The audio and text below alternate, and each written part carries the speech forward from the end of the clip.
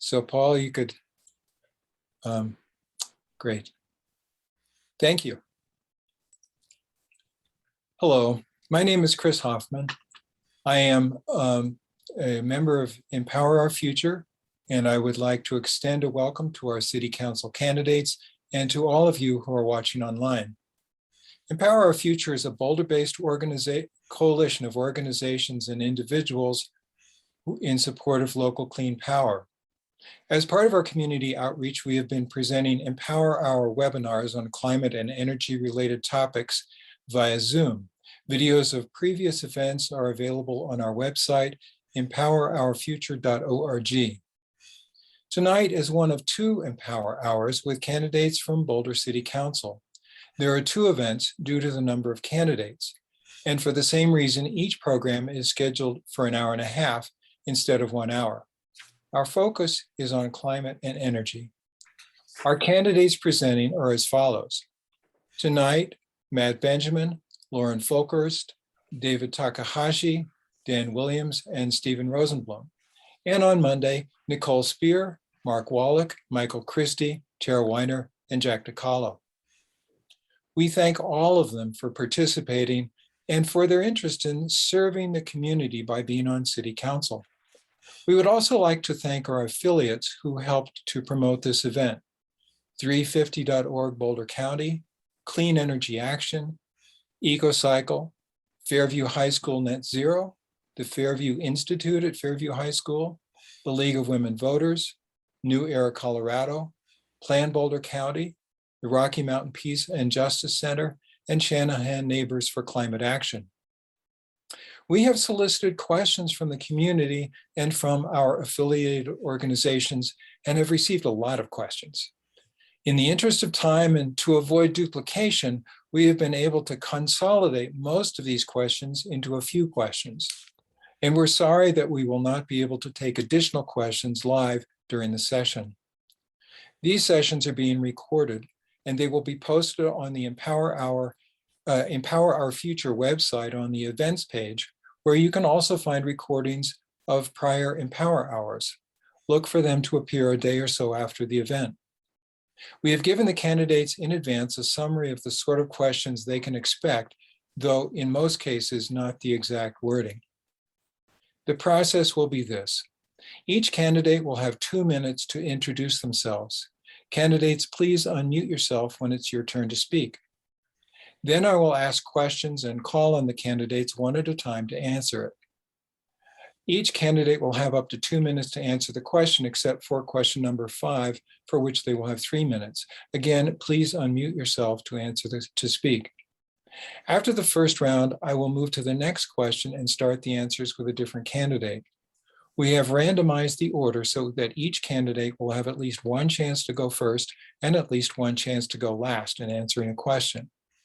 We have a fact-checking team and they may periodically update me with pertinent information. We have a timer on the speakers, for the speakers on one of the visible screens. The timer bar will change color when 30 seconds remain and will sound some bells when it is time to stop. In fairness to all, we will need to be firm about time limits and we reserve the right to mute speakers who go over time. In answering these questions, to the extent possible, please let us know what you see as a wish list, what you see as a roadmap, and what you see as a plan. A wish list describes a bunch of strategies that could lead to lower greenhouse gas emissions, but no commitment to implement. A roadmap goes farther. It charts out a route of strategies that would lead to desired reductions if implemented. And a plan tells constituents what will be done, what will happen, when it should happen, what the expected results will be, and who to hold accountable. So please, if you can, differentiate among could, would, and will. We received a number of questions from the community about equity and environmental justice. We didn't see these questions as fitting into a single policy area because climate change disproportionately affects low-income and frontline communities in all areas. So we encourage candidates to discuss environmental equity in any of their responses when they deem it relevant and appropriate. As we proceed, let us bear in mind that we live on the traditional homeland of the Ute, Arapaho, and Cheyenne. Let us seek to understand the history that took these lands from them and seek to understand what it means to be in right relationship with them and with this land and with all the creatures that inhabit it. Now I'd like to give the candidates 2 minutes each to introduce themselves, and we'll start with Matt Benjamin. So Matt, you've got 2 minutes. Wonderful. Thank you, Chris, and thank you, Empower Our Future and all of its partners, and thanks to what looks to be nearly 100 participants on this Zoom. So thank you all for being engaged in talking about climate action and what we're going to do about our energy policy going forward. I'm Matt Benjamin, and I'm running for Boulder City Council. I've lived in Boulder for a little over 20 years, and I live in South Boulder with my wife and my 2 young kids. I spent most of my career teaching astronomy and managing the planetarium at CU's Fisk Planetarium. And now I'm a photographer, science education consultant, and I serve on the boards of a number of local and regional nonprofits. I bring my extensive expertise serving on numerous working groups, campaigns, and just this last year, leading the Our Mayor, Our Choice campaign, which now gives all of you the right to elect our mayor using ranked choice voting. As Chris pointed out appropriately, climate change disproportionately impacts people of lower income and people of color. And in a community that is predominantly white and wealthy, we have to take a special care to make sure that we are lifting all people up as we evolve into a climate forward strategy. You know, a lesson I learned as a kid that has really embodied this campaign is to be a steward of my community, steward of the environment, and to leave them better off than I found them. And as we think about what that is, well, really it's leading with values of empathy and equity and focusing on our environment. And if COVID has taught us anything, it's that we should be strengthening our community and investing in those values. And so I want your help to take who we are and make it into where we are going. And that involves a very climate forward strategy. Again, my name is Matt Benjamin, and I'm running for Boulder City Council. Thank you, Matt. So we'll move on now to Stephen Rosenblum. And again, 2 minutes to introduce yourself. Sure. Hi, my name is Steve Rosenblum. I'm running for City Council. Thank you so much for organizing this forum on this important issue. I'm a dad, and a husband in a multicultural family. I'm passionate about making Boulder a welcoming, sustainable community. I'm also an economist and a mathematician. I've had a long career in every aspect of housing markets and government finance. So for the past 20 years, I've invested in communities, analyzed government budgets, and created housing for the elderly, disabled, and the unhoused. Throughout my career, I've successfully brought people with diverse backgrounds, different perspectives, and strong opinions together to overcome complex problems by listening, working hard, and treating others with respect. So I'm running for council because I believe my unique skill set and experience will allow me to make a meaningful impact on Boulder's most critical issues, such as housing, transportation, climate, and our budget. So my economist training is critical to climate because it requires systems thinking, understanding regulated monopolies, and the tragedy of the commons and unpriced externalities, which is exactly the causes of our climate crisis. So I look forward to your questions tonight. Thank you very much. My name is Steve Rosenblum. Thank you very much, Steve. And now let's move on to Dan Williams.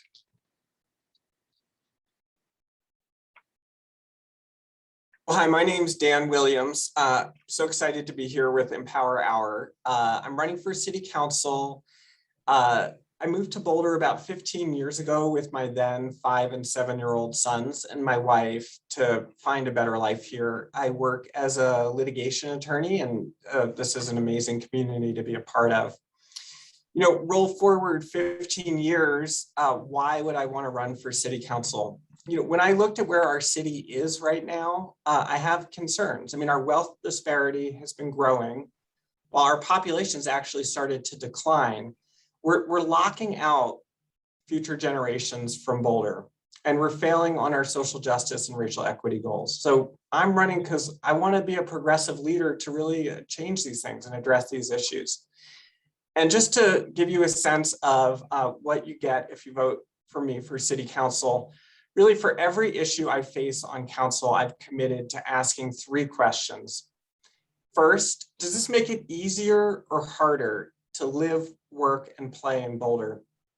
So, what does that mean for climate? I mean, there is a happy reality that having us live in a more vibrant community with people in closer proximity is also great for the environment, and I'm committed to doing those things.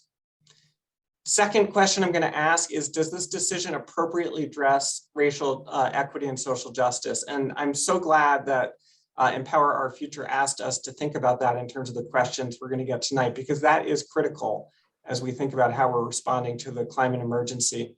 And really the third question that I'm saying I will always ask is, how does this affect the climate emergency? This is an emergency that we can no longer look the other way at. If this summer taught us anything, it's that we need to take bold actions now, and I'm ready to do that. So please vote Dan Williams. Thank you. And now we'll move along to David Takahashi. Hi, I'm David Takahashi. Thank you, Empowerers and co-sponsors. I am running on mitigating our Code Red climate urgency, increasing public participation in governance, and manifesting integrity. Climate, how many of you have been victims of climate change? Raise your hands. Climate intersects people, planet, and profit. I have taken a 60-year-old home to net positive, reducing emissions by 87% in under 4 years. I will work on making this affordable at city scale. I've worked with city staff over the last 10 years. I will remind Excel and Council that they can deal with me or Greta Thunberg. If the utility balks, there are ready replacements. Just ask Lancaster, California, or Raton, New Mexico. To walk the talk, we have to run a circular, zero waste, plastic-free campaign. Hey, hey, ho, ho, fossil fuels have got to go. Participatory democracy. How does local government listen to you? I will seek to utilize one of Boulder's hidden superpowers, you.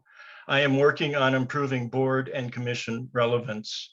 I will foster diverse representation for the underrepresented, including our overlooked coming generations. Profit and economy. Is enough the new more? I will steadily negotiate the best possible deal for Boulder. Beyond greenhouse gas reductions, does a proposal increase revenue, avoid costs, and improve service? Climate disaster displaces all. Those displaced deserve humane and compassionate service. Housing sprawl is giving way to a compact urban model. We are displacing our workforce. Let's welcome them back. Thank you very much. Thank you, David. And now, Lauren, to you, 2 minutes to introduce yourself. Thank you. And thank you all for being here. I'm Lauren Folkerts, and I'm an architect. I became an architect to make our built environment more beautiful and sustainable.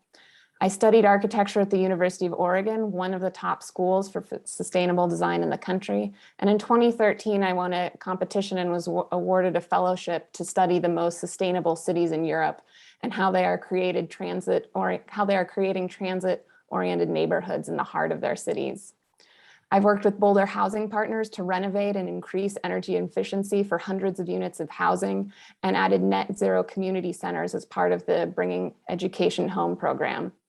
I'm currently chair of the city's Design Advisory Board and president-elect of the Colorado Green Building Guild. I've also been chair of the Boulder Green Home Tour for the past 3 years. I'm really passionate about improving Boulder through both collaboration and the celebration of community. And I've been inspired to run for city council by 2 main issues facing our community: our affordable housing crisis and our climate crisis.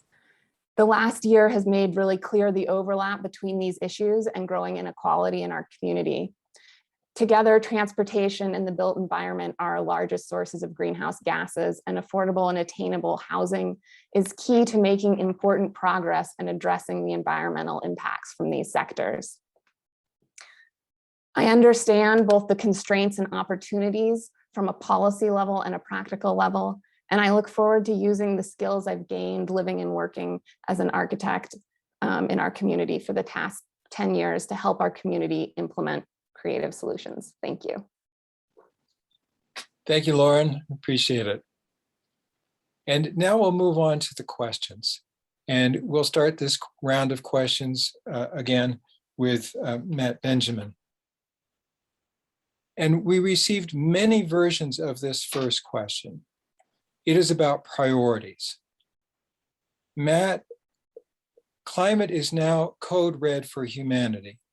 In Boulder, we've had over 70 air quality alert days since May.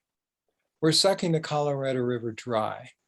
The question to you is, if you are on city council, how will you prioritize climate in all your decisions? In other words, how do you put climate at the front end of your decision-making process? Please give a couple of examples. Thank you for the question, Chris. Well, one thing you'll see is this is one of the driving themes of my campaign, is that climate change and climate resiliency is the umbrella in which we view just about every issue that comes across the dais for city council. It's a housing issue. It's a transportation issue. It's an open space stewardship and management issue. It's an infrastructure issue. It's also a social equity. It's an inclusion and diversity issue. So the way we view this, I think, is specifically with regards to making sure that the city has a very functioning climate action plan that is system-based. We have to first understand what our impacts are before we actually set clear goals and then actions in which to mitigate those things. And up until this point, could I just refocus you on, yep, what's your prioritization process? How do you go about prioritizing climate in your decision-making process? Well, I'm speaking to that. The way I prioritize it is by you look at any project and you say, well, how does this meet our climate resiliency? Perfect example is you take this annexation at CU South. That flood protection is a massive piece of infrastructure to make us climate resilient. And so to me, when I look at CU South, I put the priority of the climate impact and protecting those people front and foremost above any of the other issues that are associated with the annexation of that property. When I look at housing, I look at gentle infill and ways to put people in a built environment that is sustainable, that reduces their use of cars as EV charge stations and good protected bike infrastructure to limit their carbon emissions and make sure that they are living in our community in a sustainable, empowered way. So that is the manner I do it, but you have to first be committed to the process, committed to our climate action plan, and know the baselines before we actually start taking actions and setting our goals. Thank you. Now, the same question to Stephen Rosenblum. Again, if you are on city council, how will you prioritize climate in all your decisions? In other words, how do you put climate at the front of your decision-making process? Please give a couple of examples. Sure. So at a previous forum, we were asked, how would we judge whether our council candidacy, or excuse me, our council service was a success? And my answer was results. So on the issue of climate, our world has talked for way too long. So we need to stop as a city talking about how important climate is and lead to specific policies and actions. So how you prioritize is you take action. And that means getting climate initiatives specifically on the council work plan, which is what I will do. So there's two areas. One is to focus on how we can get our carbon impact down to zero as rapidly as possible. For that, we have the most leverage in two areas. One is electricity generation, which contributes nearly half of our in-city greenhouse gas emissions, and the other is 25% from natural gas use. So I'll have specific policies to get those down as rapidly as possible. The other is climate resilience, to prepare us for what's in the cake and what we don't have control over coming from the rest of the world. So that is accelerating flood mitigation for all our community, investing in and building out our wildfire fighting resources, protection resources, education, evacuation, recovery systems for wildfires and floods, and mitigating the disparate impact on communities from heat, drought, etc. So that's how you prioritize, is you actually get things on the council work plan, which will lead to direct action. And how do you figure out what what's priority for the council work plan? How do I figure what's priority for the council work plan? Yeah. What are the most pressing and urgent needs of the community? And climate certainly is near the top of the list. Okay, I guess we're out of time. Let's Happy to go. follow up later. Okay. So next, same question to Dan Williams. We're trying to get at how you prioritize climate in all your decisions. In other words, how do you put climate at the front end of your decision-making process? Right. So the commitment that I explained at the beginning, that there will be 3 questions I ask for each issue I face as council, I think of as 3 legs of a stool. And frankly, I think they interrelate. And one of those legs is, how does this appropriately address the climate emergency? So, I mean, Chris, I think the easiest way to think about that question is we just have to ask. I mean, we have to say, if we're looking at a zoning issue, if we're looking at a landmarking issue, whatever the issue, we need to ask the question, how does this affect climate? As I think about my own priorities for council, in terms of what I want council to focus on, where I start is the greenhouse gas that Boulder is emitting. According to the 2019 survey, 44% of that was electricity, 25% of that related to natural gas from buildings, homes, and commercial, and 29% is transportation, and that sums to 98%. So we're going to talk more about electricity generation. The short of that is the work that so many people on this webinar have done is going to bring that 44% down year after year after year through 2030.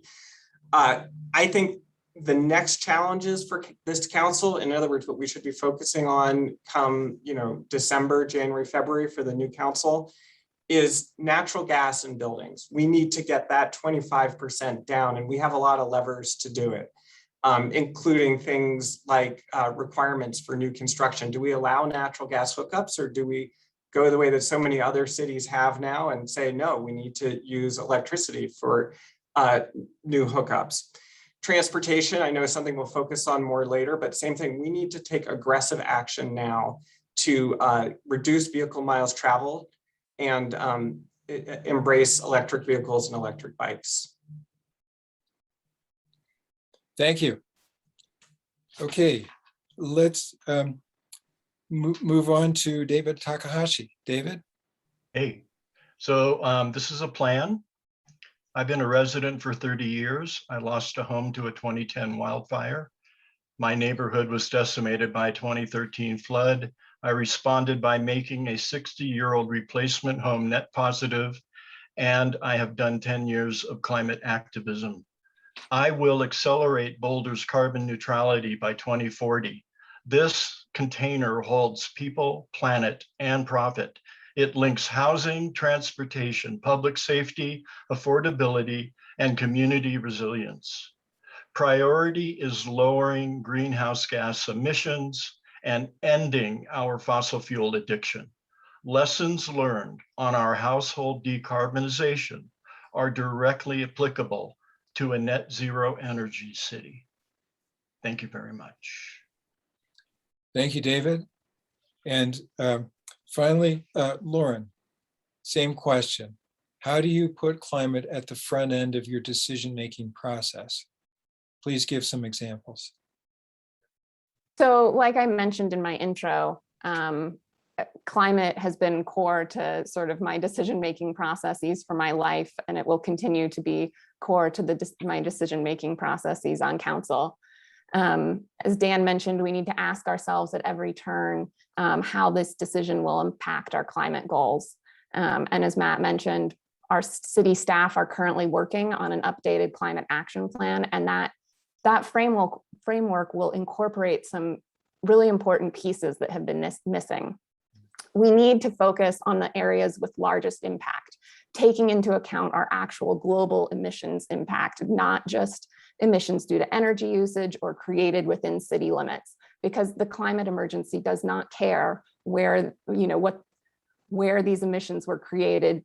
It's all about overall emissions. It's also critical that when addressing either contributions from the climate crisis or impacts, that we focus on equity. It's unacceptable that those in our community who have contributed least will experience some of the largest impacts.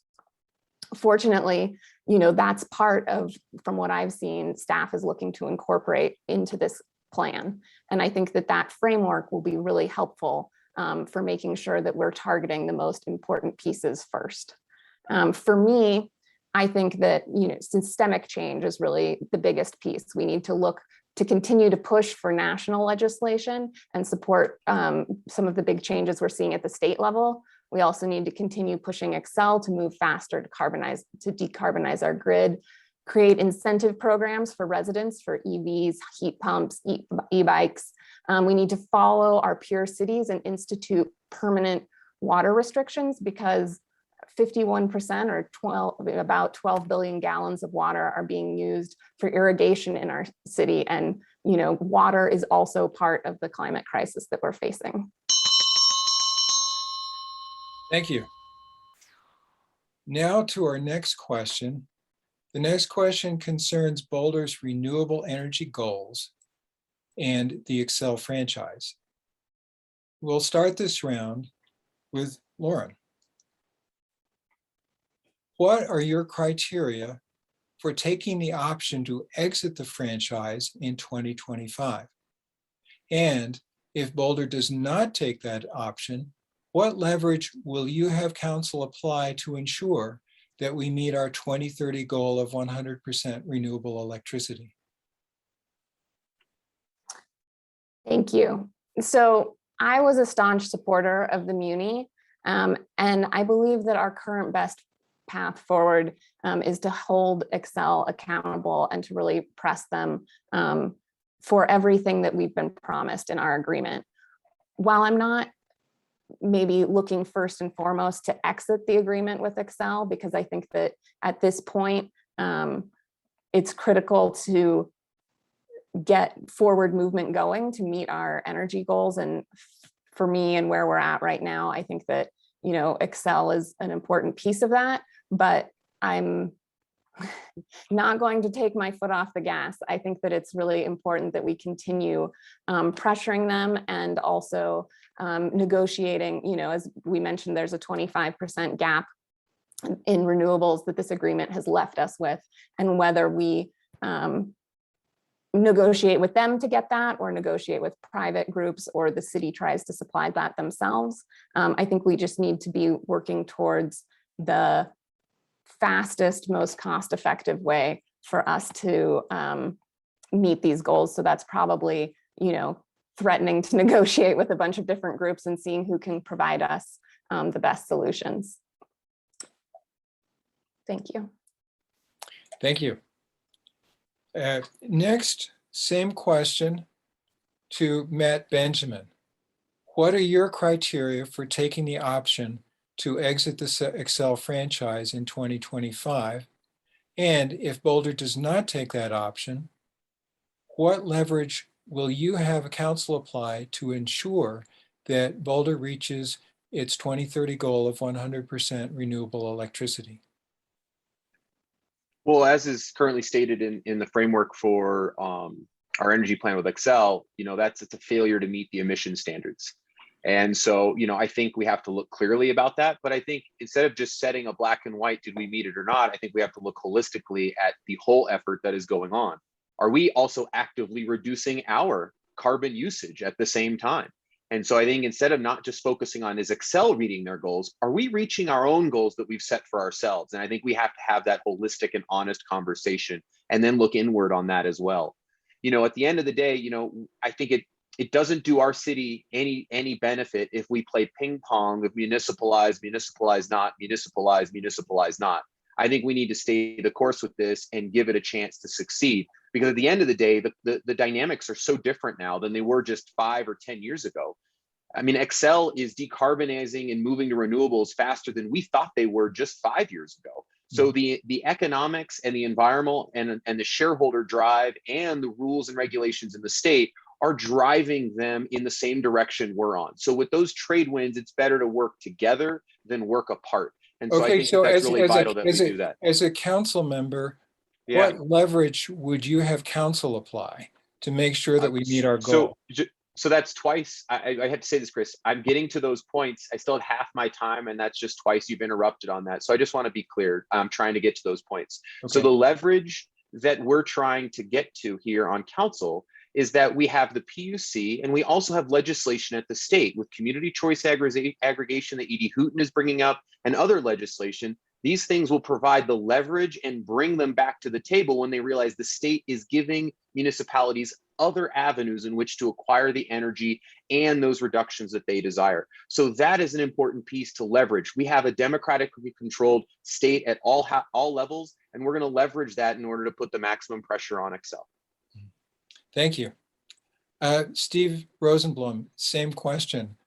What are your criteria for exiting the franchise in 2025? And if Boulder does not take that, what leverage would you have council apply to make sure that we meet our 2030 goal?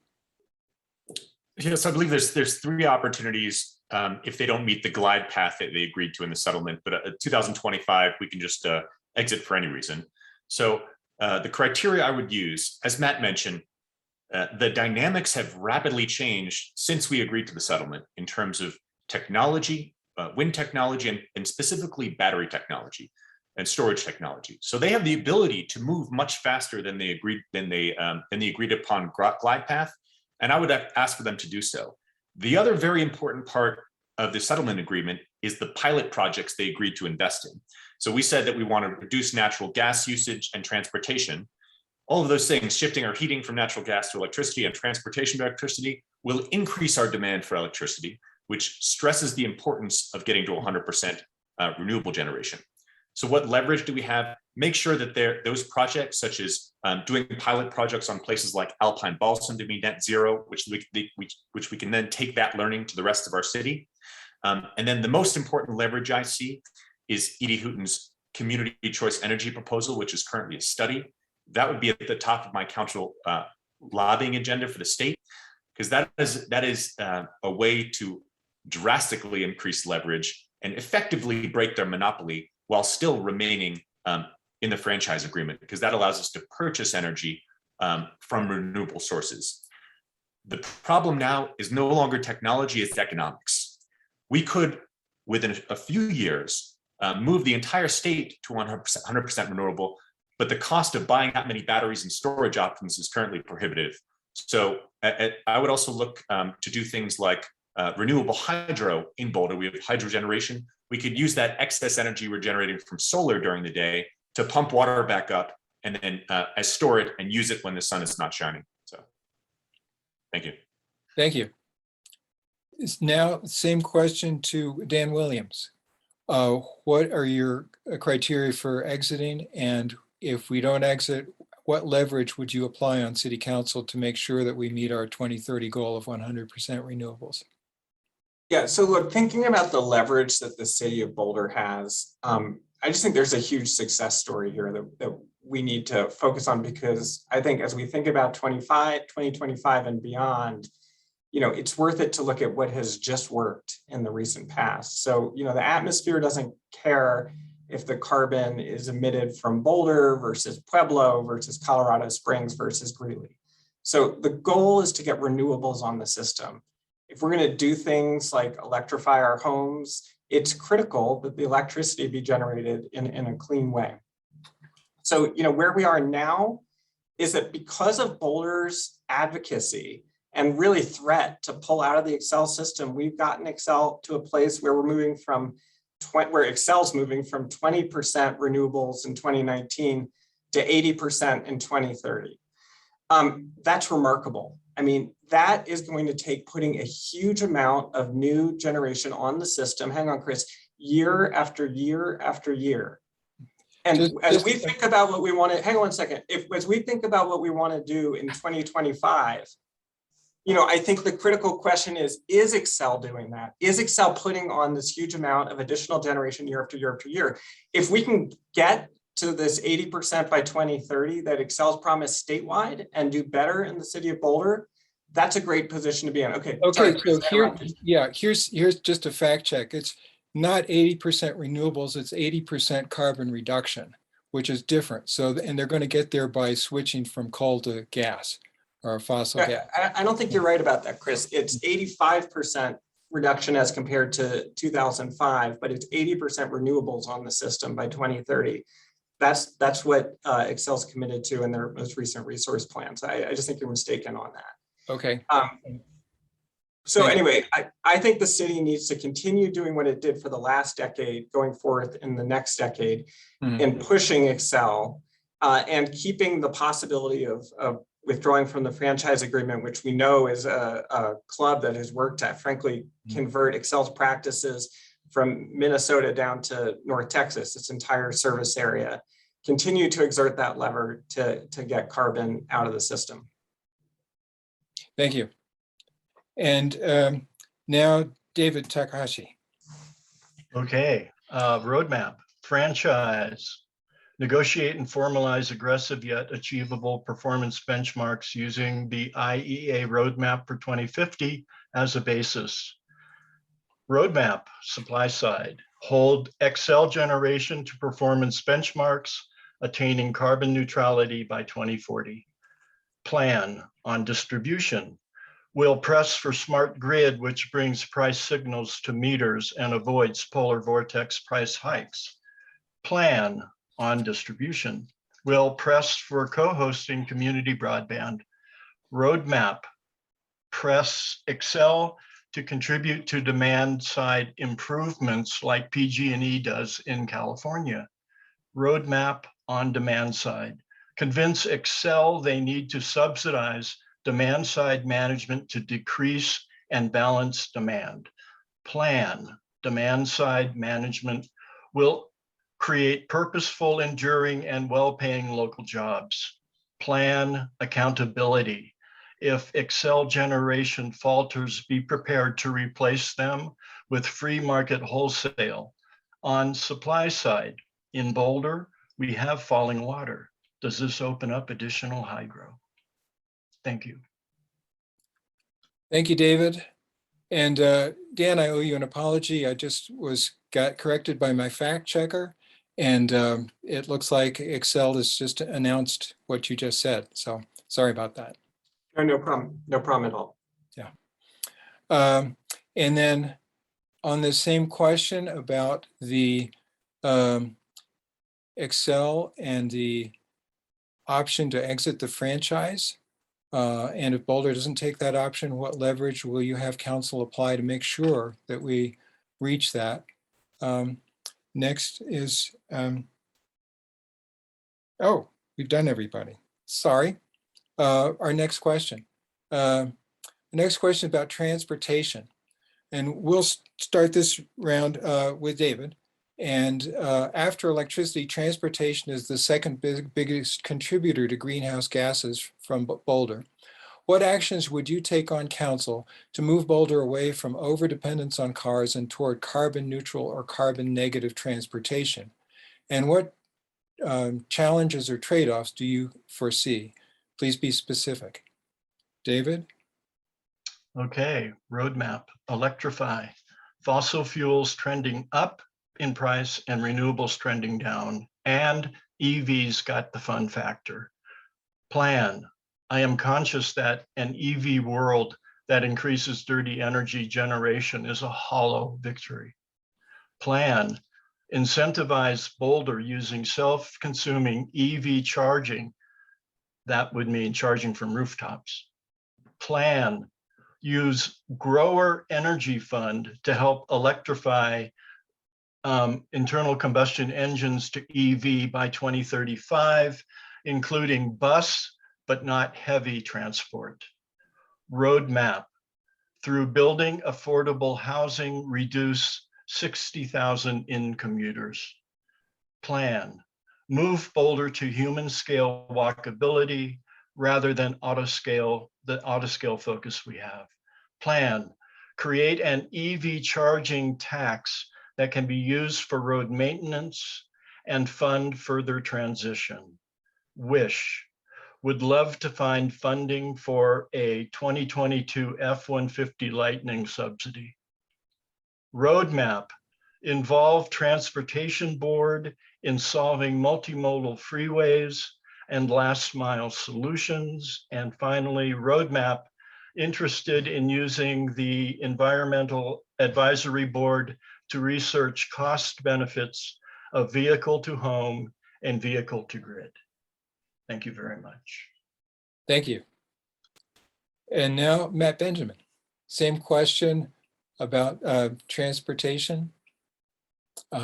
What actions would you take on council to move Boulder away from overdependence on cars and toward carbon neutral or carbon negative transportation?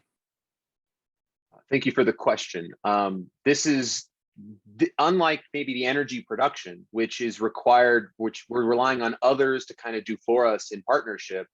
We pretty much have almost virtually all the control we want with regards to mitigating and adapting and evolving our transportation system to be carbon neutral and to reduce our dependency on cars. And in many ways, I think it's better to lean on the areas in which we have control on council, because that way we can set the goals and we can hold ourselves accountable to achieve them. What I'd like to see us do is, certainly as we think about new housing, housing and transportation are coupled. I'd like to see us reduce or eliminate parking minimums at new developments. Because again, if we reduce that dependency on parking and put them on transit corridors, we also can then put more housing in those locations. I'd also like to see at those same new developments, we have codify EV charging stations at those places. I'd also like to see like B-Cycle and other types of bike shares also at our developments, be it business or housing. We need to create an environment where people can go in and know they don't need a car to move in and about the city and beyond. We need to truly invest in protected and safe bike lanes. We have a vision 0, but it's been like vision 10 because we're still having too many car and bike incidences that are leading to injury and death. A recent study in Boston just said that they had an 80% increase in ridership where they built protected bike lanes. We need to be leading in this ourselves. We also need to be thinking about a citywide eco pass, and in doing so, electrify our buses. These are things we have the ability and the capacity to do. I think being forward thinking, and this may produce carbon reductions, but I think it's something that we should be trying and a leader on, is we should be piloting electric autonomous vehicle shuttles to move people on one side or the other of around Pearl Street, or to one part of our corridor from Hill to downtown. We need to be an innovator and be piloting these things so other communities can learn and adapt and grow from the lessons we've learned. Thank you. Same question to Lauren about transportation. How would you move Boulder away from overdependence on cars and toward carbon neutral or carbon negative transportation? Thank you. So for me, transportation really can't be separated from housing. Right now, 60% of our workforce commutes in from outside of town. How we house people is a really important piece of how we decarbonize our transportation system, because addressing these problems sort of where they start makes the solutions much easier. We need to look at how restrictive zoning is increasing trip counts and make our existing neighborhoods much more walkable, bikeable, and child-friendly.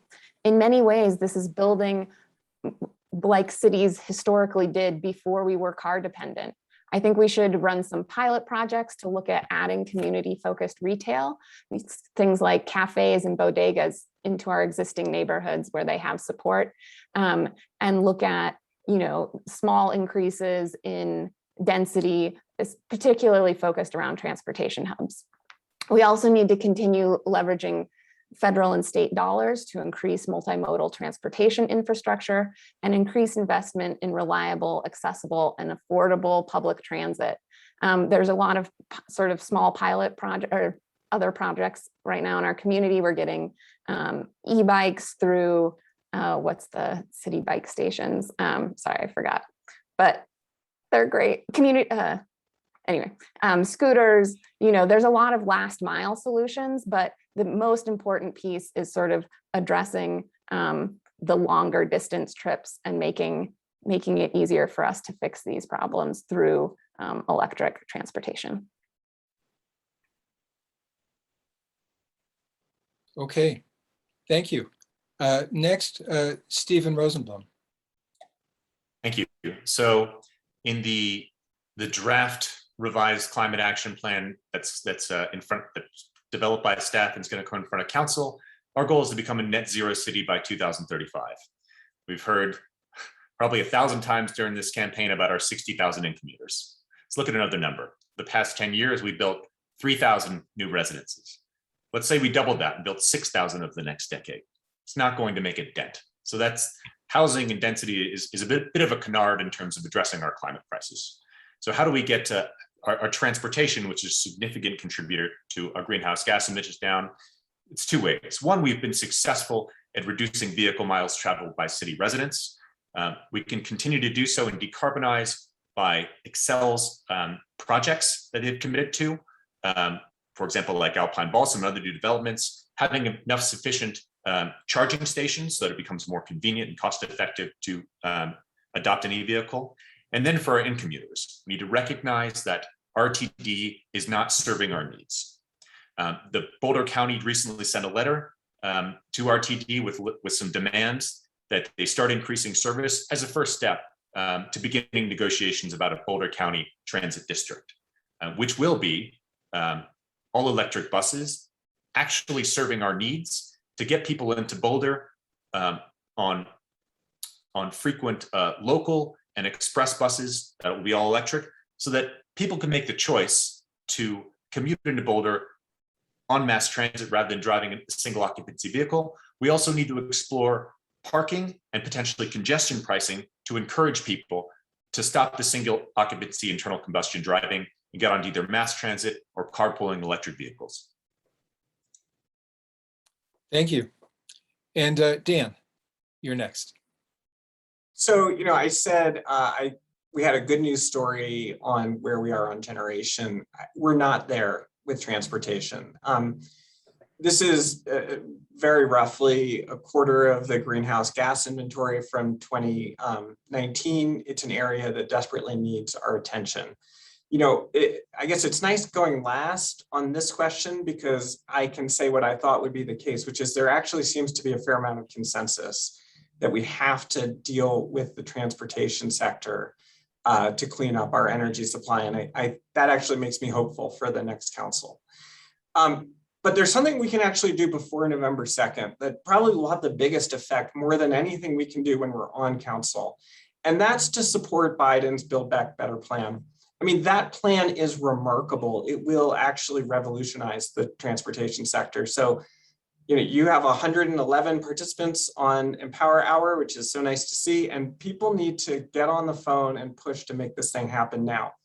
In terms of council, I really think we go at this from two angles. One is to reduce vehicle miles traveled, and the other is to electrify the way people are traveling. So the city needs to work and push to get more people out of internal combustion engine vehicles and into electric vehicles. We also need to rapidly adopt e-bikes. I rapidly adopted one 2 weeks ago, and I'll just tell everyone, I mean, they're incredibly fun. They're incredibly fast. It really is a revolutionary technology. I want to make these things available widespread, and I think City Council has a lot of levers to do that. On vehicle miles traveled, we need mass transit that's fast, frequent, and free. And until we do those three things, people aren't going to use it. I'm committed to getting us there on mass transit. Thank you. And Dan, you'll be going first on this next question. It's about the built environment. What actions would you take on council to reduce emissions from buildings in the built environment? And what potential challenges or trade-offs, such as keeping housing affordable, do you foresee? So one thing to focus on here is, a huge amount of the carbon from buildings is from commercial industrial buildings. So I think that's helpful on the equity front to understand. I think the first step is to join, it looks like over 40 cities now, in saying no new gas hookups will be allowed. I mean, as we're fixing our electricity generation, natural gas is a huge part of the problem. Berkeley was the leader a couple of years ago, banning new gas hookups. 41 other cities in California have done it. Seattle did this just for large buildings, which makes sense because large buildings are such a huge piece of the problem, and we need to do that too. Denver's considering it. New York's considering it. It's time for Boulder to be a leader on the no gas hookups. After that, ask a quick follow-up there. California energy regulators recently approved a proposal that would require builders to add solar and power and battery storage to hotels, offices, grocery stores, and commercial properties. Do you support doing the same in Boulder? I haven't studied that proposal for Boulder. One question I have and that I want to look at is how much energy is generated to create each of those batteries. So to me, it's a complicated question, and it's one that I would want to look at a lot further before I give a yes, no on a question like that. I mean, there's an embedded carbon footprint for every battery that certainly that we import from China, but even that we make here in the US. So maybe it's a good idea. Maybe it's not. I want to talk to the experts at places like RMI and at CU to really understand what the carbon impact is of a proposal like that. Mm-hmm.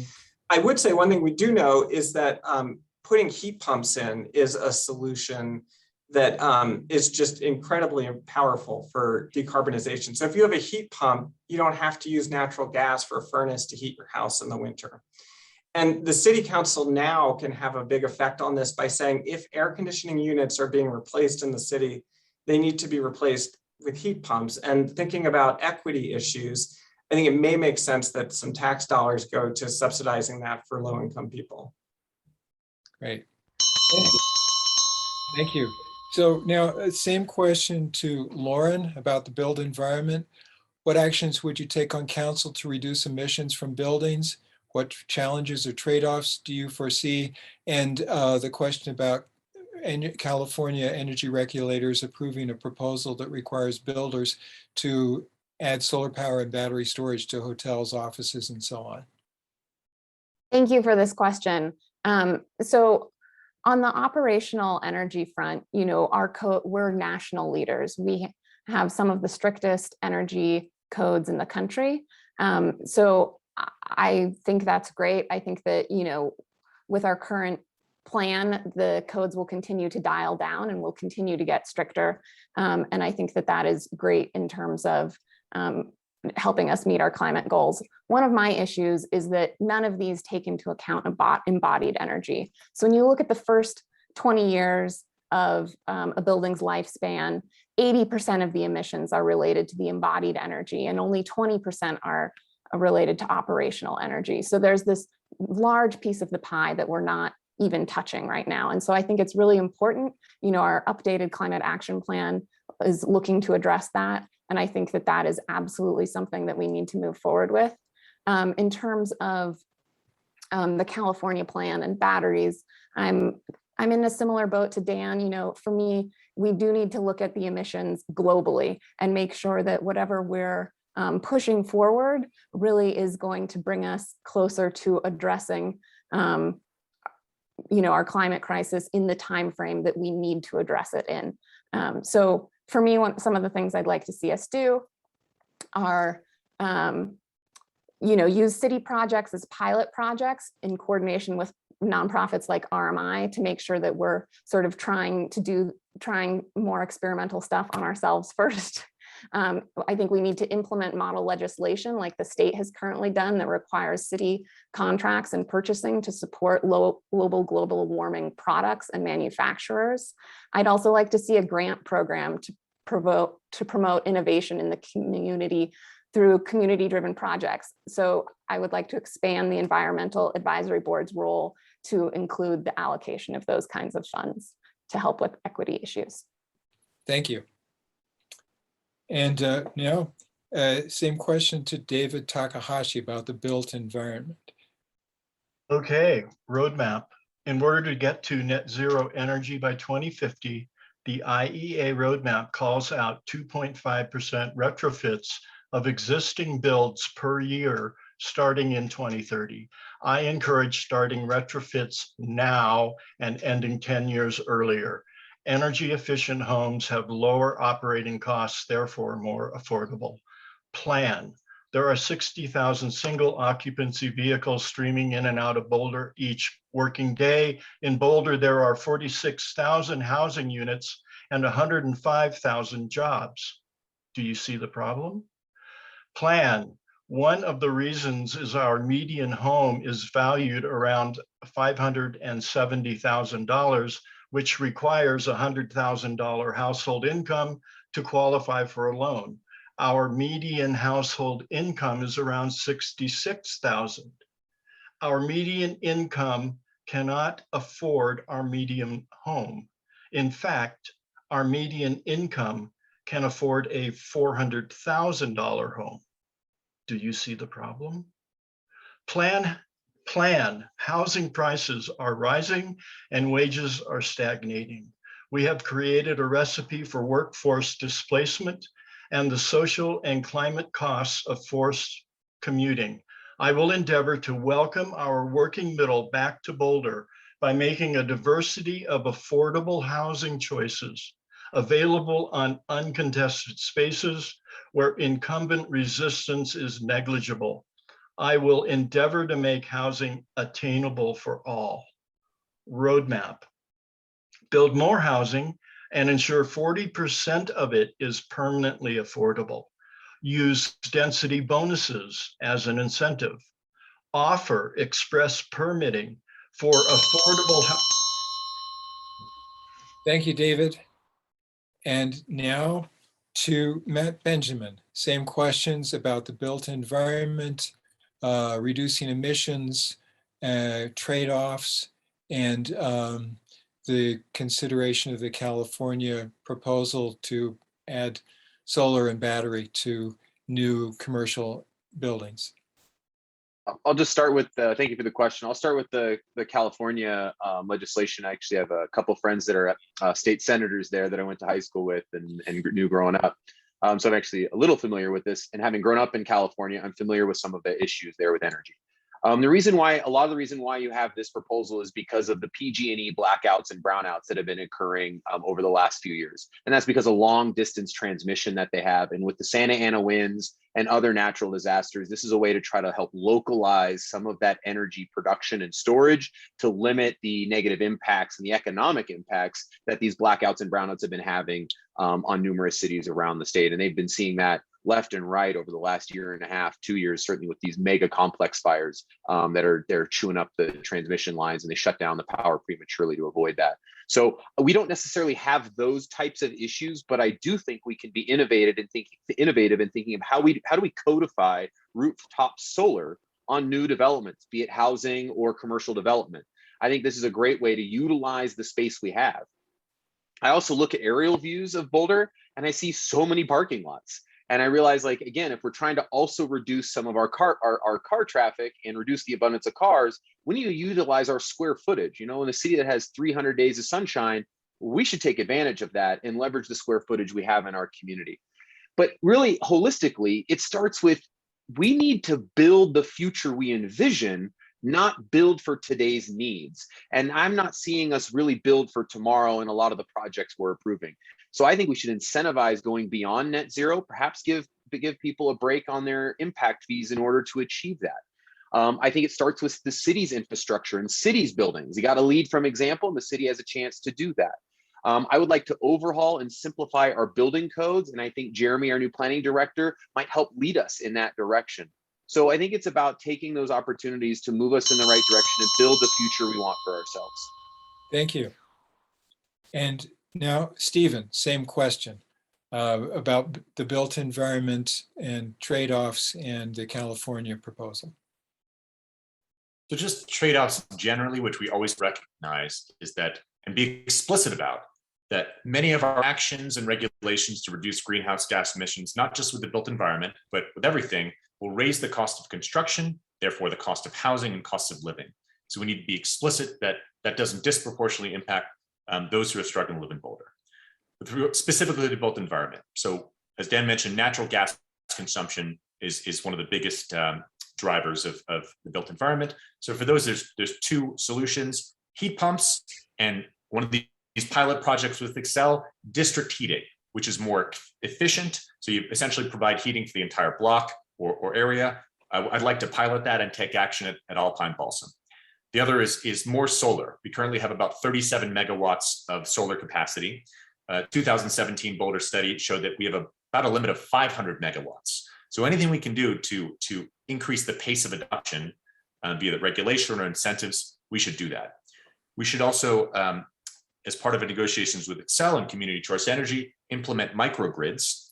So community-wide solar gardens and solar connections, which will increase resilience to actually address the problems California has in case we have wildfires or floods and the grid-produced energy goes down. We won't lose critical power for our hospitals and our refrigerators and things like that. The last thing with the built environment, recognize that about 20% to 25% of our global greenhouse emissions is the production of cement and steel. So if we're going to build in Boulder, which I don't think is the smartest idea, we should look to do so with things like compressed labor, new timber technology, which is much more efficient than concrete and steel. We should open up those regulations so that what we do build has a much lower carbon impact. And those technologies have rapidly evolved, and we should adopt them. Great. Thanks very much. And now we're going to move on to some specific issues. We received a number of questions on specific issues, many of which go beyond the city limits. So we're going to do a lightning round, and the candidates were given this list of issues in advance so they could prepare. We're going to be starting this round with Stephen Rosenblum. There will be a timer on the screen and also prompt candidates about moving on to the next issue. So candidates, in about 30 seconds per issue, please state your position on each issue I name and say whether you'd like to see council engaged on this issue at the local, state, or federal level. So again, we're starting with Steve Rosenblum. And the first is the community choice energy as proposed by the state legislator. Absolutely, I've mentioned this many times. This is one of the critical tools that we have to break the monopoly and break the monopsony of limited number of buyers, open up the markets, bring much more renewable energy, close Comanche 3 as soon as possible. It's a critical tool. I fully support it. Okay, great. And then divestment, public banking, and efforts to green public investment portfolios. Sorry, repeat that. Sorry, divestment, public banking, and efforts to green public investment portfolios. Sure, that's a critical tool identified in the draft climate action plan for Boulder, and I support that at a local, state, and federal level. Great. And nuclear power. I think it's a critical tool for the world to decarbonize. Let's face it, the world needs much more energy. We've had 1 billion people lifted out of poverty over the past 30 years, primarily in China and Southeast Asia. Now China has 1,000 coal plants, and they contribute 25% of global emissions. If we're going to lift up the rest of the world and get rid of extreme poverty, we need more energy so that people can have clean water, sewage, and keep the lights on. And the current technologies, nuclear power is key to that. Okay. Air quality and oil and gas regulation at the state level. Critical, fully support. Okay. Regenerative agriculture. And you've got a little time here with these last two, so you can take a little more. Sure. So I look at the effectiveness. So what do we need? We need to do is we need to feed the world and use much less fertilizer and how we grow our food and use it to feed our animals, which create more carbon, is one of the, once again, about 20% of global greenhouse emissions. So regenerative agriculture focuses on carbon sequestration and soil health.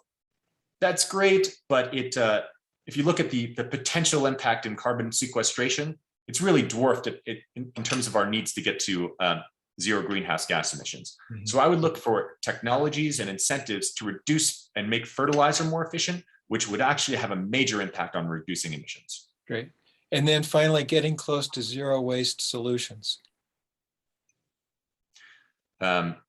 It's important, specifically on plastics. The extraction, manufacture, incineration of plastics is a huge contributor to greenhouse gas emissions. And that's something we can control, both consumer choice and regulation-wise, to get rid of single-use plastics and replace them with multi-use or compostables.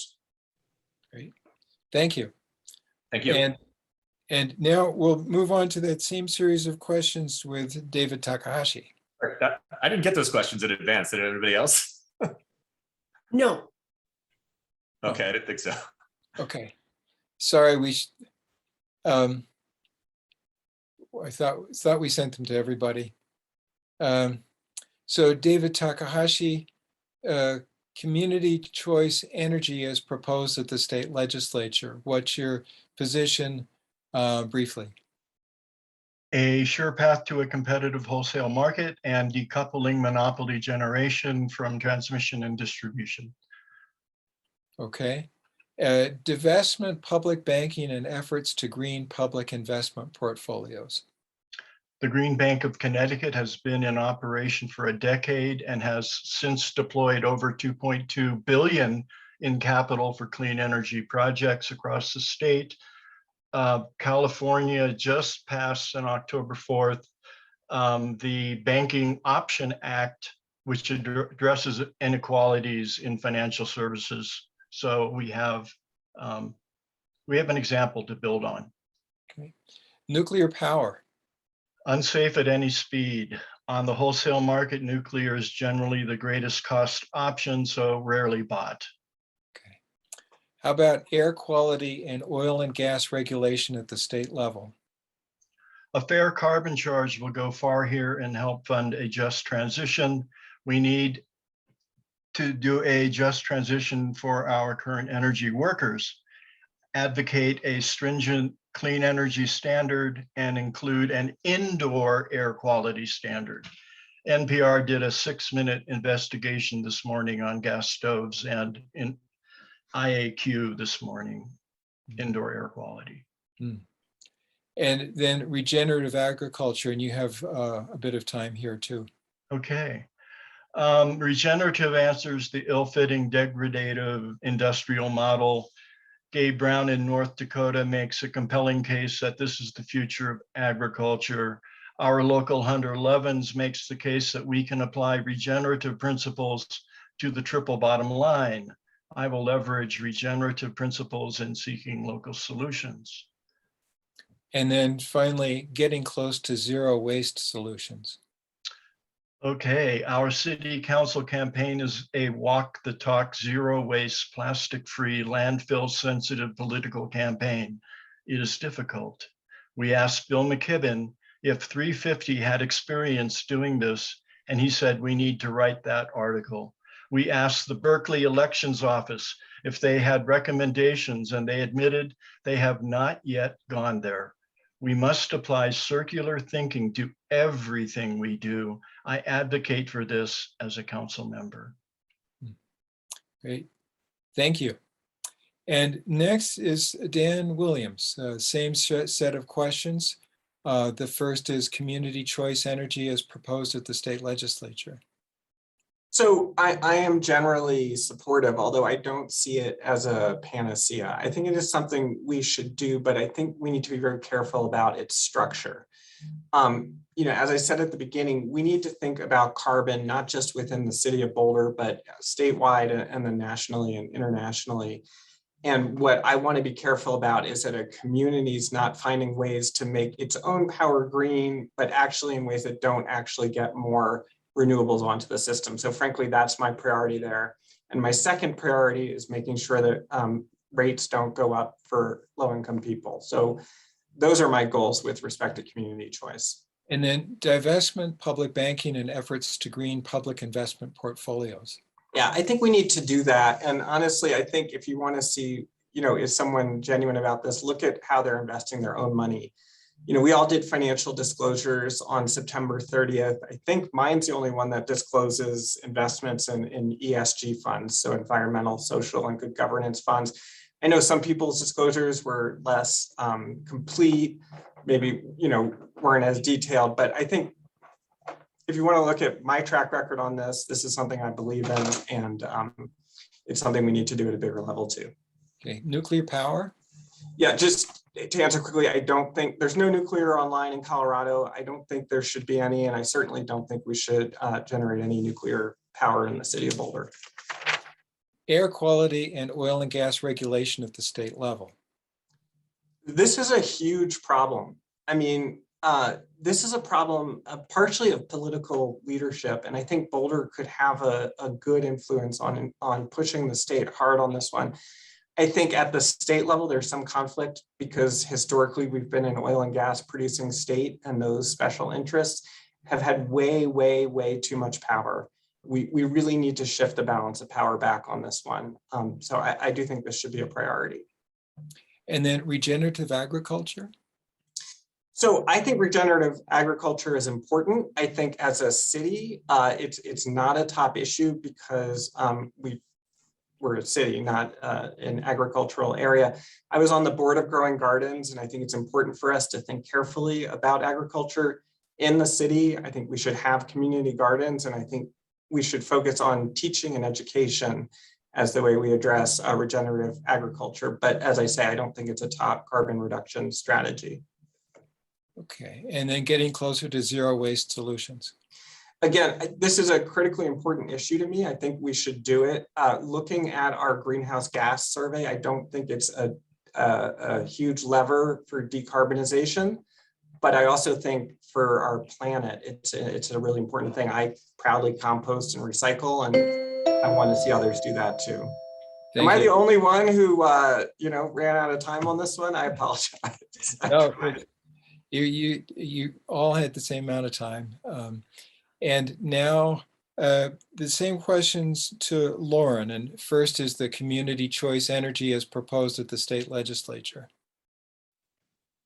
So I support community choice energy, especially if rules are put in place to make it so that this helps decarbonize our overall grid faster.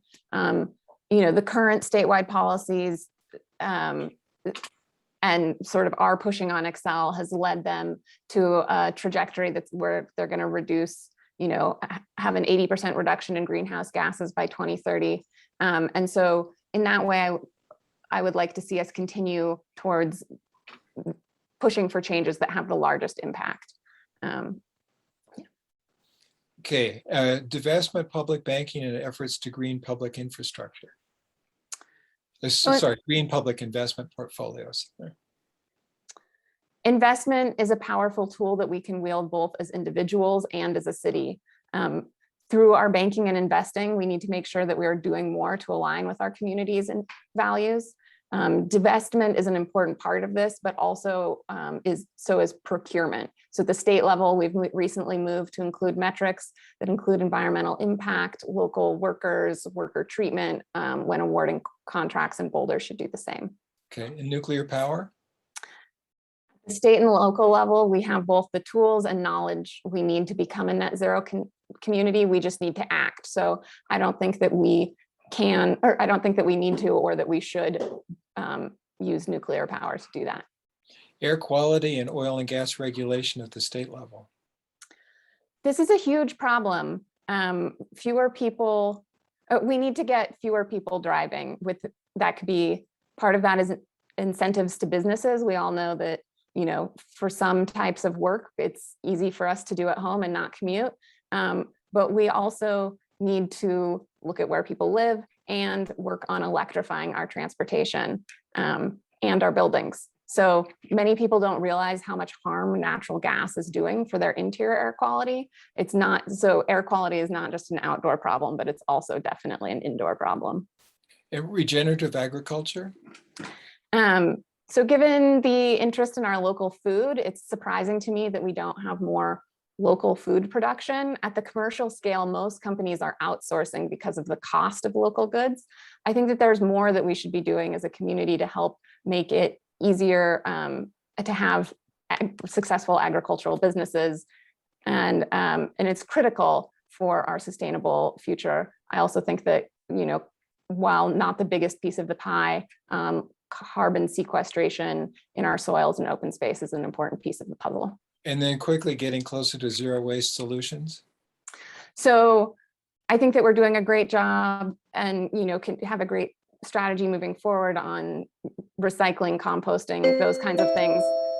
And the deconstruction is a huge piece in the building industry, but I'm also really excited about our circular economy goals that the city has recently laid out. Thank you.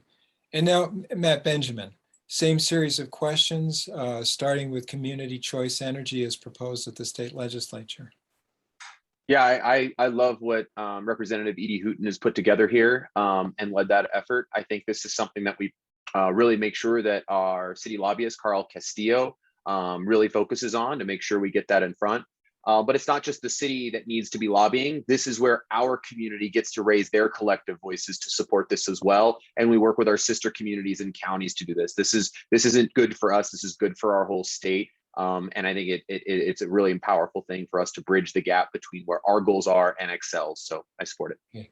And divestment, public banking, and efforts to green public investment portfolios. I totally support this. It's no longer a feel-good story to invest in green businesses. It's now a legitimate way to make good money. And so I think this should be just a strategy like anything else. And I think we should absolutely embark on it. Nuclear power. I think it is important to think about nuclear for the US energy solution. I'm a bit apprehensive for the state solution, given all the work we've had to do for the last few decades to clean up Rocky Flats and other places. I think there's a bit of some apprehension to wanting to welcome nuclear right back into our front range. And I also do not support it for Boulder.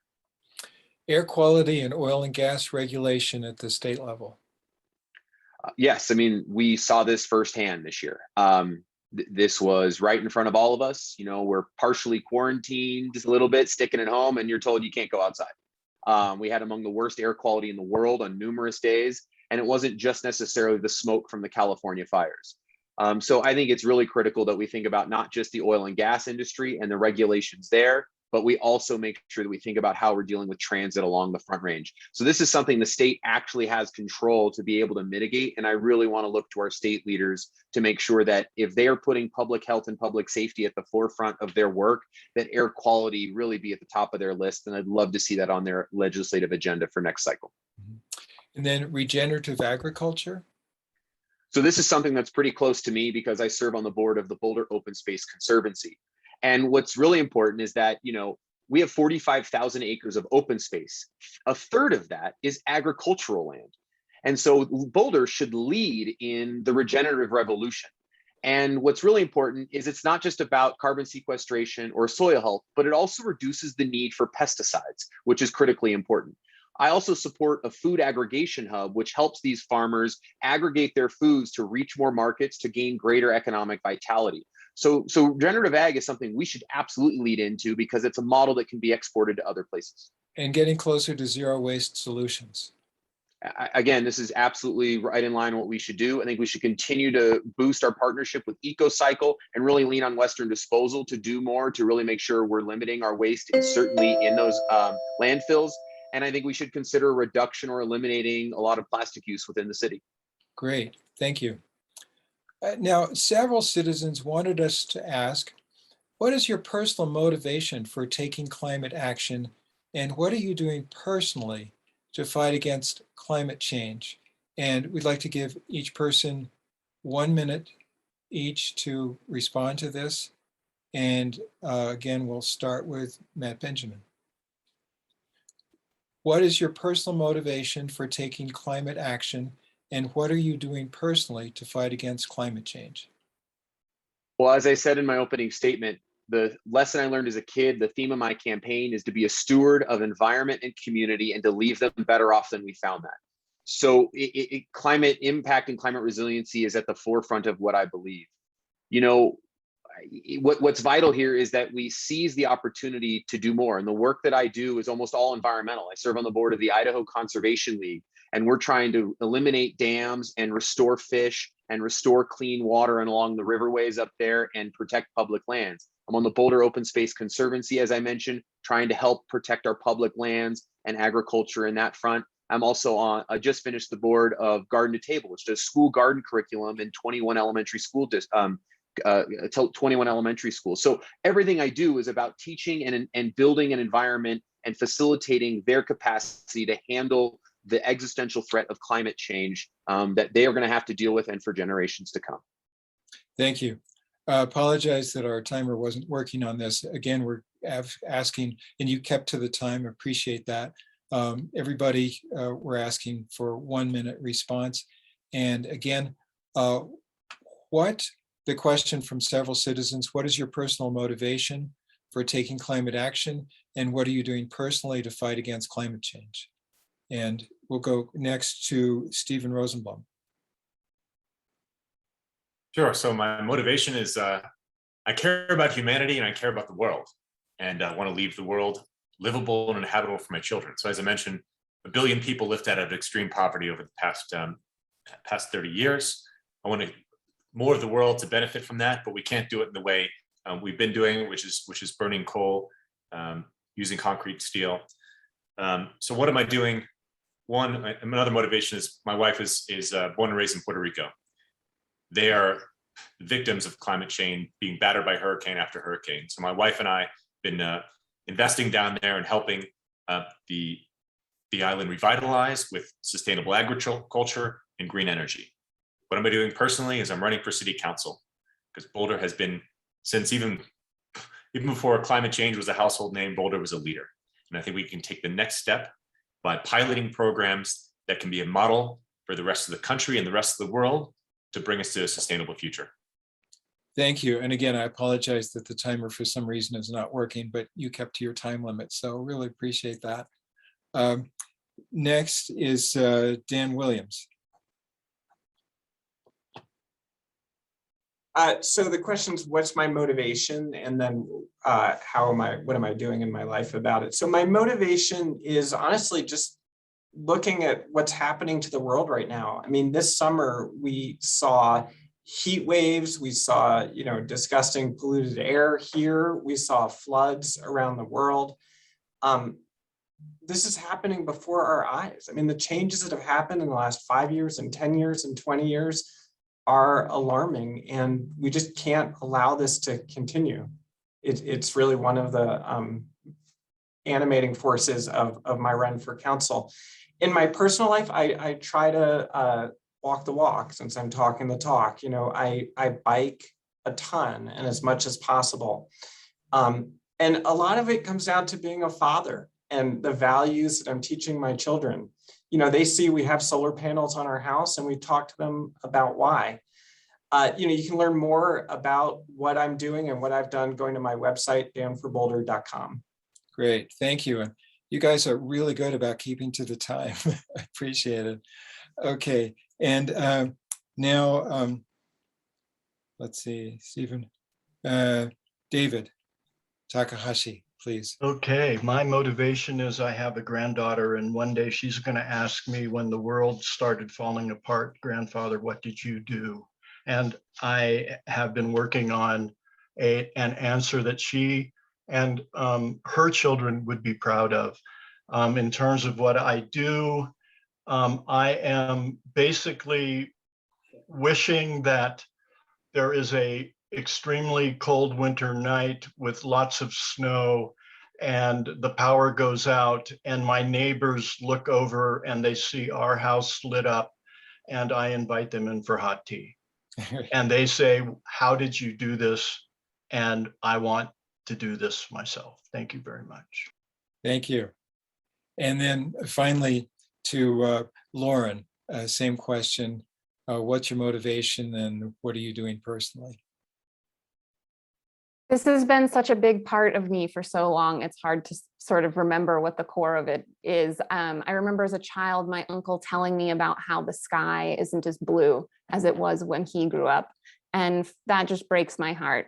I feel so lucky to be able to enjoy so many beautiful places, and I want to protect our planet so that we can share that. As I mentioned, this has determined the kind of work that I pursued as a career.